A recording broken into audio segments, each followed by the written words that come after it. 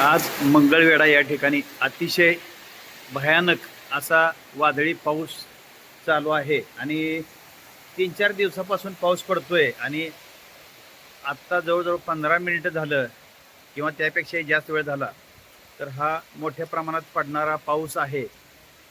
तर तो द्राक्ष पिकाचं आणि त्याचबरोबर गहू, हरभरा किंवा जी पिकं काढणी चालू आहे किंवा काढणीला आलेली आहेत तर त्यांचेही फार मोठ्या प्रमाणात नुकसान करणार आहे. आणि त्याचबरोबर जी पिकं काढून पडलेली आहेत तर त्यांचंही फार मोठं नुकसान आहे आणि द्राक्ष बागेचं अतोनात नुकसान होणार आहे. असा हा वादळी पाऊस की पावसाळ्यात सुद्धा एवढा मोठ्या प्रमाणात पाऊस पडत नाही असा हा पाऊस सध्या चालू आहे. आणि किती विचित्र किंवा मोठ्या प्रमाणात पाऊस पडतोय हे आपल्याला लक्षात येईल. तर संपूर्ण शेतात पाणी पाणी झालेलं आहे आणि या पावसानं शेतकऱ्यांचं फार मोठं नुकसान होणार आहे. वाऱ्याचा वेग किती आहे, कसा आहे, ह्या नारळाच्या झाडावरनं कळेल. नारळाची झाडं कशी हलतायत हे आपल्याला बघायला मिळेल.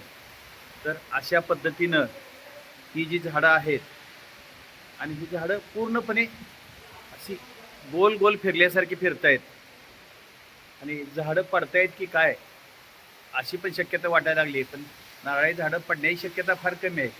पण निश्चित शेतकऱ्यांचं मोठ्या प्रमाणात नुकसान आणि अगदी थोड्या वेळच्या पावसानं पूर्णपणे नर्सरीत पाणी पाणी केलेलं आहे आणि जमिनीत सुद्धा पाणी पाणी झालेलं आहे, जमिनीवरती पाणी पाणी झालेलं आहे. तर हा काल रात्रभर पाऊस पडत होता आणि आज संध्याकाळचा जो पावसाचा सेशन आहे तर तो 6च्या दरम्यानचा म्हणजे अगदी 5:30 पासून ते आत्तापर्यंत अतिशय मोठ्या प्रमाणात पाऊस हा फिरून फिरून पडतोय. पुढं जातोय, कमी होतोय, परत माघारी येतोय असा हा पाऊस आहे. आणि या पावसाबरोबर वाऱ्याचा वेगही फार मोठा आहे. तर असा हा जो पडणारा पाऊस आहे शेतकऱ्यांच्या उभ्या पिकाचा आहे किंवा कापणी होऊन पडलेल्या पिकांचं फार मोठ्या प्रमाणात नुकसान करणारा पाऊस आहे. आणि हा बऱ्याच ठिकाणी सर्वदूर आहे. तर हा वादळी पाऊस पूर्णपणे शेतकऱ्यांचं नुकसान करणाराच आहे. यातून फायदा कशालाही होईल असं वाटत नाही. ऊस पीक सोडलं पण ऊस पीक किंवा इतर पिकंही पडू शकतात. अतिशय भयानक वारा आहे. वाऱ्याचा वेग किती आहे हे या ठिकाणी आवाजावरून जाणवेल. तर हा अतिशय विचित्र असा पाऊस, वादळी पाऊस आणि ढगामध्ये भरपूर असं काळे ढग आहेत की जे पावसाचे आहेत. आणि आज हवामान विभागानं 96% पाऊस पडेल असं सांगितलं होतं तर ते खरं झालेलं आहे.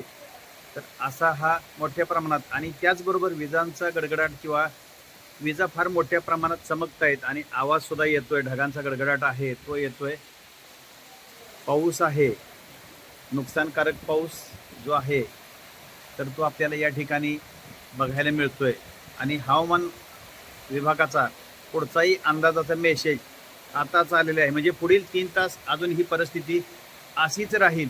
म्हणजे सर्वदूर सारखी असेल असं नाही, परंतु बऱ्याच ठिकाणीही अशीच पावसाची परिस्थिती राहील. आणि हे आपल्याला पाऊस अगदी लेन्सवरती सुद्धा फिरून येतोय.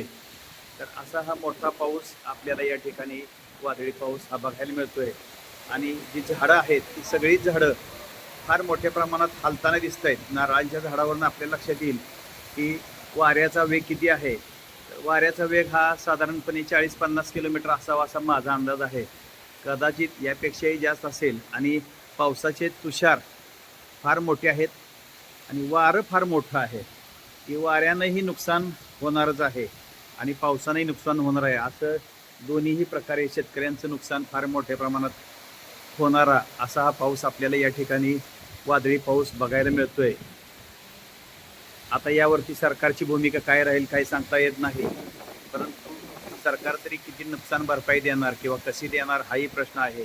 आणि जर दिली तर ती तुटपुंजी असते आणि तीही वेळेवर मिळत नाही. हाही वास्तवाचाच भाग आहे. तर आता काही शेतकरी अक्षरशः रडत असतील. ही वास्तव परिस्थिती आहे. काही शेतकरी रडत आहेत अशी माहिती मला मिळालेली आहे. कारण द्राक्षाचं फार मोठं नुकसान आहे ना, हातात तोंडाला आलेला जो घास आहे तर तोही यातनं नुकसान होऊन जाणार आहे. ही वस्तुस्थिती विसरून आपल्याला चालणार नाही. तर असं हे वादळी पाऊस खरं तर पडू नयेत, परंतु निसर्गाचं कुठलंही काहीही आपल्या हातात नसतं हे निश्चित आहे. आणि आपण फक्त अदबल होऊन या गोष्टीकडे बघू शकतो, पाहू शकतो. आणि शेतकऱ्यांच्या हातात हातबलता हीच आहे, यापेक्षा वेगळं काहीही नाही. तर असा हा विचित्र अवकाळी पाऊस की जो नुकसानच करतो, यापेक्षा जास्त काही सांगता येणार नाही. तर हा अतिशय नुकसानकारक पाऊस आपल्याला या ठिकाणी बघायला मिळतोय. विजांचा जो विजा चमकतायत आणि त्याचबरोबर ढगांचा गडगडाट आपल्याला ऐकायला येतोय. तर असा हा पाऊस, नुकसानकारक पाऊस की बऱ्याच जणांचं हा नुकसान करून जाणार आहे हे निश्चित.